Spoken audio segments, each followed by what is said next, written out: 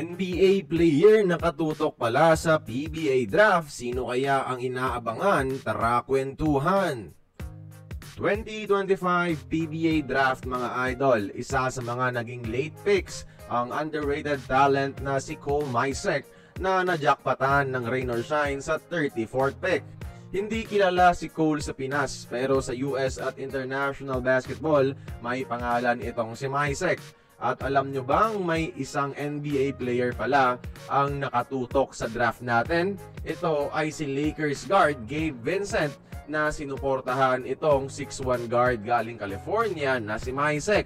Isa siya sa mga unang nagpaabot ng congratulations sa bagong PBA guard mga idol. Kagaya ni Gabe Vincent, shooter din ang role ni Cole mga idol sa mga ligang napaglaruan abroad. At siya nga ang arguably the best shooter sa draft class na ito. Kung kaya naman matatawag siyang isang draft steal para sa Elasto Painters. Madaling ma-overlook ang talento ni Cole mga idol, pero yung basketball IQ niya above average talaga. At hindi lang si Gabe Vincent ang tumututok sa kanya galing sa NBA world ha.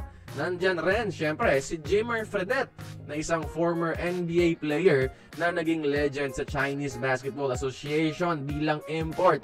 Teammate ni Cole Maisek itong si Jimmer mga idol sa US Basketball 3-on-3. Magaling daw talaga si Cole Maisek sa 3 points mga idol ha, patunay ni Jimmer mismo. In fact, sa huling liga ni Cole Maisek sa The Asian Tournament para sa Macau Black Bears, 45% ang average niya sa 3-point area. Hindi po biro ang 45% shooting mga idol.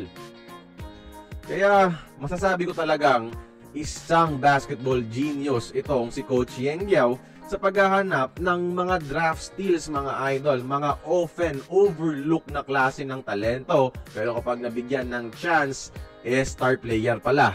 Mula kay Larry Fonasher mga idol, no? Panibagong babyface assassin na naman ang nadiskubre ni Coach Yeng mga idol. Anong tingin nyo? Magiging magaling na player kaya si Cole Maisek sa ating pambansang liga? O will he just be another handsome player with no talent? Anong tingin nyo mga idol?